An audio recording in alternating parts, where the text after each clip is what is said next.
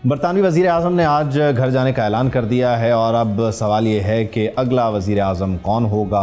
बरतानवी वज़ीर आज़म को ज़ाहिर है कुछ स्कैंडल्स की वजह से कुछ मुआशी चैलेंजेस की वजह से दबाव का सामना था, कुछ तैनातियों को लेकर अमेरिका में जो उन्होंने सफ़ीर लगाया, दीगर मामलात पर उन्हें घर से ही बड़ी तनकीद का सामना था और कुछ बैक बेंचर्स जो हैं वो उनके ख़िलाफ़ काम कर रहे थे। और बिलाखिर अमरीकी सदर ने जो कोई तकरीबन 20-22 घंटे पहले पेशगोई की थी वो दुरुस्त साबित हुई और कीयर स्टारमर बाकायदा तौर पर घर जाने के लिए तैयार हैं, उन्होंने ऐलान कर दिया। लेकिन इस बीच जहां अमरीकी सदर बरतानिया से मुताल्लिक गुफ्तगू कर रहे हैं, वहीं उन्होंने इटली से मुताल्लिक भी इटली की वज़ीर आज़म जिनके साथ उनका तस्वीर वाला मसला चल रहा है और फिर उन्होंने जवाब दिया कि भाई हम भीख नहीं मांगते, कल उन्हें भी मुखातिब किया। ट्रुथ सोशल पर अमरीकी सदर ने लिखा है कि जी हमने नेटो की बड़ी मदद की, ट्रिलियंस ऑफ डॉलर्स दिए, इटली और उसकी वज़ीर आज़म के लिए भी हमने जो है इसी तरह से काम किया कि हम उन्हें महफूज बनाएं।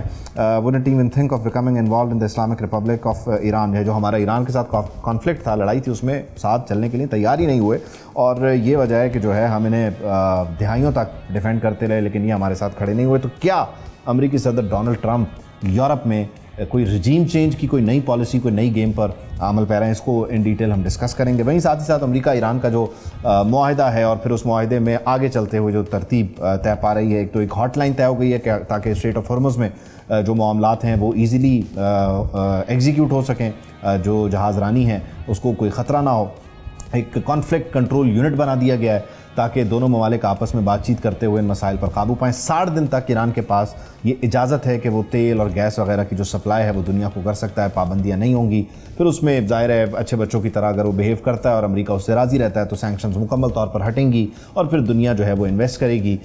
ईरान में 300 तकरीबन बिलियन डॉलर जो है बताया जा रहा है कि गल्फ़ कंट्रीज़ इन्वेस्ट करने जा रही हैं। अलबत्ता कल का दिन बड़ा हैपनिंग था, वज़ीर आज़म बर्लिन स्टॉक में मौजूद थे, फील्ड मार्शल मोहसिन नकवी और जेडी वेंस ने फील्ड मार्शल की तारीफ़ भी की है और ये कहा है कि जो इनकी हिकमत अमली थी और जो इनकी कोशिशें थी उसकी वजह से ज़ाहिर है हम यहाँ तक पहुँचे और उन्होंने भरपूर तरीके से उनकी कोशिशों को सराहा। फील्ड मार्शल सैयद आसिम मुनीर की कोशिशों को सराहा, आई लव पाकिस्तान का जुमला भी इस्तेमाल किया और फिर वहीं साथ ही साथ कहा कि 2 लोग मेरी ज़िंदगी में बड़े अहम हैं, एक इंडिया से एक पाकिस्तान से, इंडिया से मेरी बेगम है और पाकिस्तान से फील्ड मार्शल सैयद आसिम मुनीर हैं। तो इस पर भी वहाँ पर जो मुस्कुराहटें थी उसका तबादला हुआ। खैर मामलात इस वक्त तेज़ी से आगे बढ़ रहे हैं और हर दिन बड़ा अहम है। 18 घंटे तक का एक इंटेंस सेशन हुआ है और वहीं साथ ही साथ जो है अब जो अहम वफ्द था, मेन वफ्द था, वो जा चुका है। टेक्निकल टीम्स अब इन्वॉल्व रहेंगी। अमरीकी सदर ने अलबत्ता इस बीच भी, जहाँ वो यूरोप में इस वक्त नया एक तनाज़ा शुरू करने के दर पे हैं, वहीं इस मुज़ाकरात के अमल को भी सबूतात करने की कोशिश की और ये कहा कि अगर हम डील तक ना पहुँचे तो ईरानी लोग जो इस वक्त स्विट्ज़रलैंड में वो वापस नहीं जा सकेंगे, जिस पर ईरान ने अपना एहतजाज भी रिकॉर्ड करवाया और मुज़ाकराती अमल से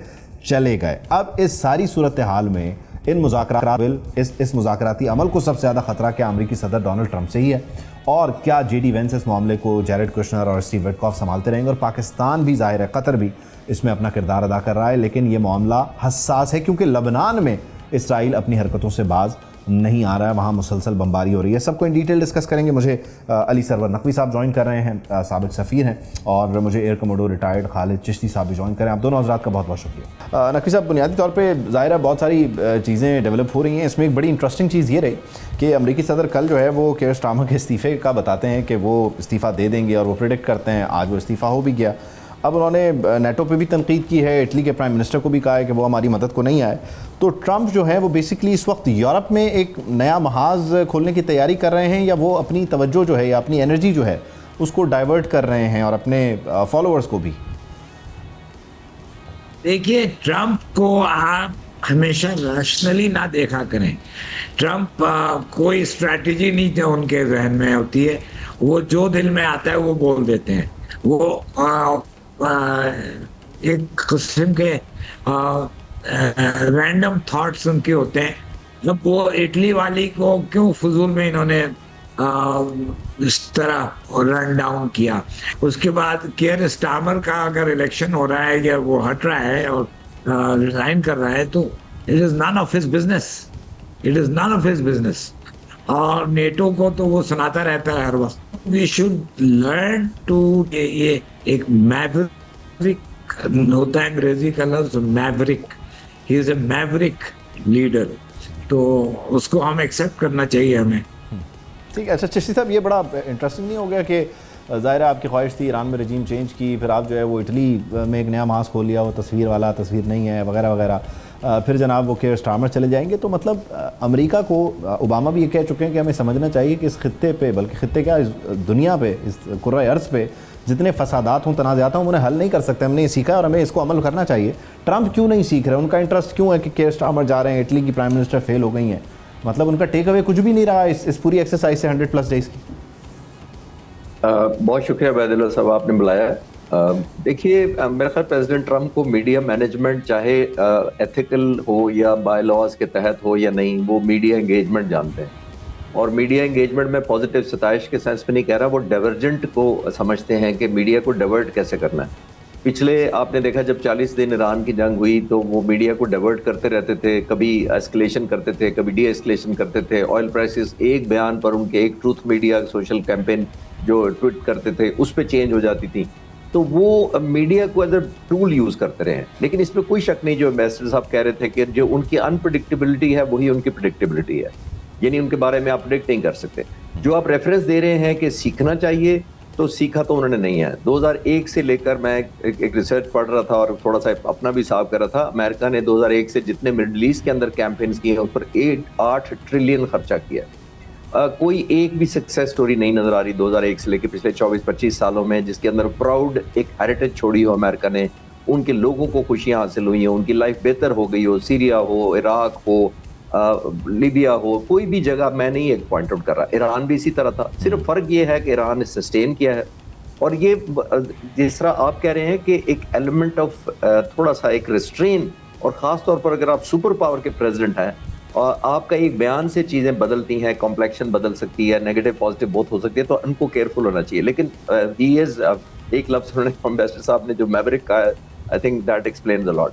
डेफिनेटली। अच्छा, इसमें बुनियादी तौर पे यही सूरत हाल है कि गुज़श्ता रोज़ भी हमने देखा एम्बेसडर साहब कि जहां आप अपने नायब सदर को भेजते हैं, मुज़ाकरात हो रहे हैं, आप कोशिश कर रहे हैं कि 60 दिन के पीरियड में आप चीज़ों को लेकर चलें, वहां आप उस बीच ऑल ऑफ अ सडन एक नई धमकी देते हैं कि जी अगर डील ना हुई तो वापस नहीं जा सकेंगे।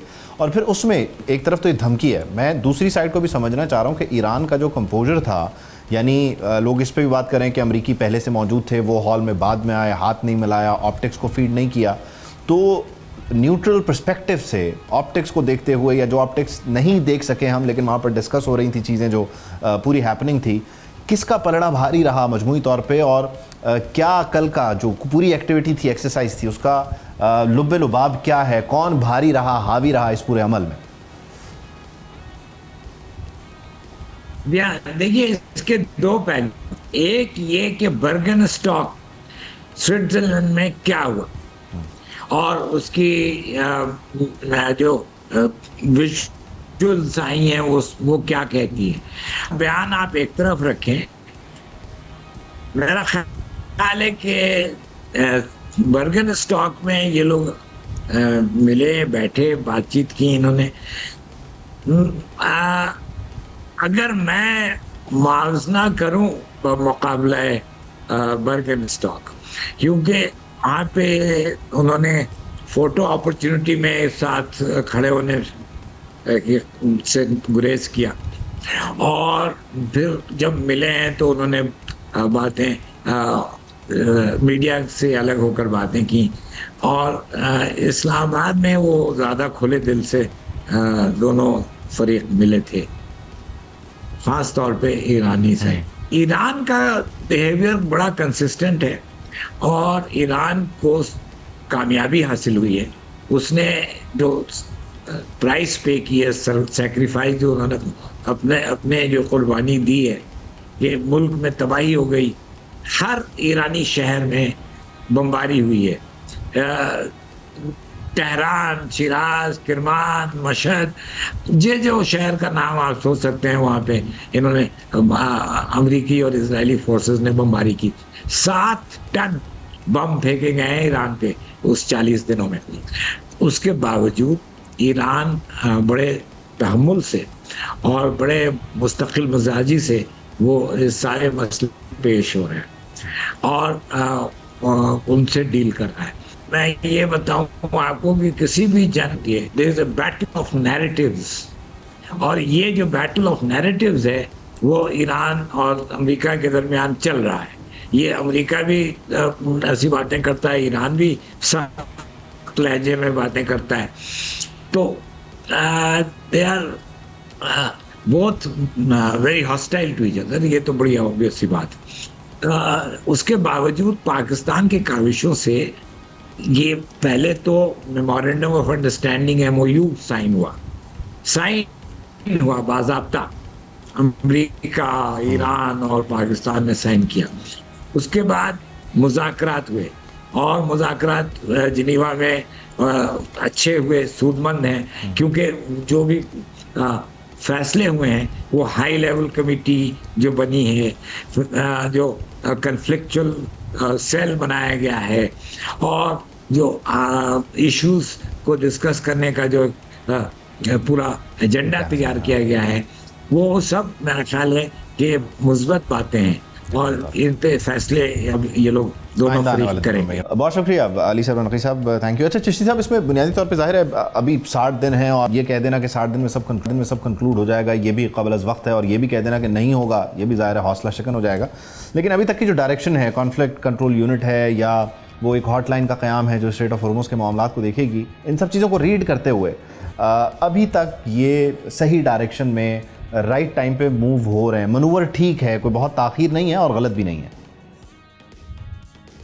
जी देखिए, ये जो सीज फायर हुआ था जब, और आपने देखा बड़ा प्रोलॉन्ग नेगोशिएशन हुई है, उसकी भी डायनामिक्स हमें जहन में रखनी चाहिए। एक तरफ बहुत ही डाइवर्जेंट मिलिट्री ऑब्जेक्टिव थे जंग से पहले अमेरिका के, और ऑब्वियसली ईरान के ने डिफेंड करना था। अमेरिका ने जो रजीम चेंज और न्यूक्लियर और इनरिचमेंट और सारा कुछ करना था वो नहीं हो सका। तो जाहिर है एक तरफ एक सुपर पावर है जिसका एक अपनी ईगो भी है, एक एलिमेंट ऑफ प्राइड भी है, वो शिकस्त नहीं मानने को तैयार होंगे और लॉजिकल है उसके पीछे। ये वो मुल्क है जिसका 41% दुनिया का मिलिट्री बजट अमेरिका खर्च करता है, और ये वो मुल्क है जिसके नेक्स्ट जो 10 मुल्क हैं उनको जमा कर लिया जाए उनका मिलिट्री बजट उससे भी अमेरिका का ज़्यादा है। तो अब इस बैकग्राउंड के तहत वो कैसे होगा कि वो कॉम्प्रोमाइज़ करे। दूसरी तरफ ईरान का शायद मुश्किल से $10 बिलियन बजट है, जो कि peanuts as compared to American budget. तो दोनों की अपनी अपनी न्यू फाउंड रियलिज्म थी। ईरान ने डिफेंड किया, सस्टेन किया, अमेरिका ने ज़ाहिर है इनहेलेट करने की कोशिश की, नहीं हुआ, तो उसको कन्वर्ज करना बहुत एक मार्का था, खासतौर पर पाकिस्तान के लिए नेगोशिएशन के लिए।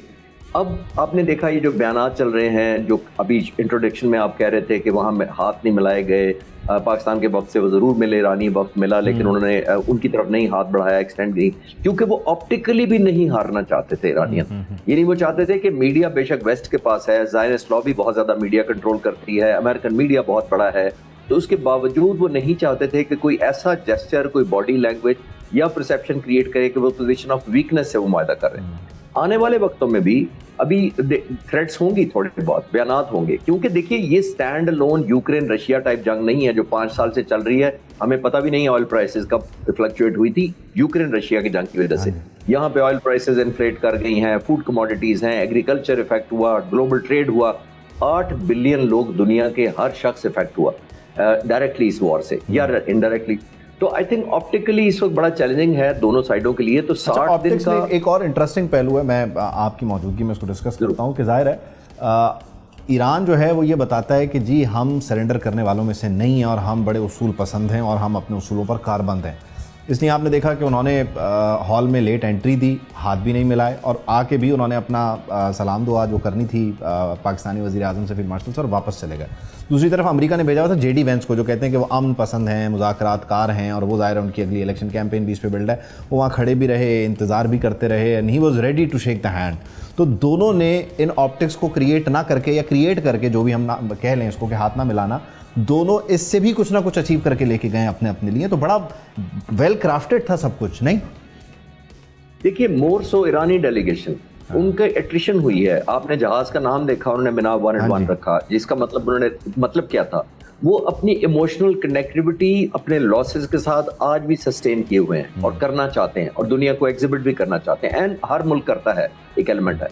तो वो किसी सूरत एक एलिमेंट ऑफ जो प्राइड है, न्यू फाउंड एक रियलिज्म है, एक इन्फ्लुएंस जो रीजनल उन्होंने गेन किया है, उसको लूज नहीं करना चाहते थे टेबल पर कहीं, क्योंकि जो ही इस तरह के ऑप्टिक्स निकलते हैं, पिक्चर्स निकलती हैं, मीडिया, आप और मैं सब बैठकर बातें करेंगे, कौन डिफेंसिव लग रहा था, कौन बुझा हुआ लग रहा था, कौन स्पार्कल कर रहा था। तो आई थिंक उन्होंने कोई अपॉर्चुनिटी नहीं दी है कि कोई अमेरिकन मीडिया को, जिसको कहते हैं ना टेक होम फूड या टेक अवे, कुछ नहीं दिया। तो ये चाहे वो ऑप्टिक्स हो, लेकिन वो पोजीशन ऑफ स्ट्रेंथ अपनी जो न्यू फाउंड इन्फ्लुएंस है ईरान का इस वक्त, आप देखिए कोरिया है, जापान है, इंडिया है, वो डायरेक्ट ईरान से मुज़ाकरात करना चाहता है कि हमारे साथ कोई रिलैक्सेशन करें, हमारा कार्गो या आने जाने दे। जंग के दिनों में भी हुआ और इवन ड्यूरिंग सीज फायर भी हुआ।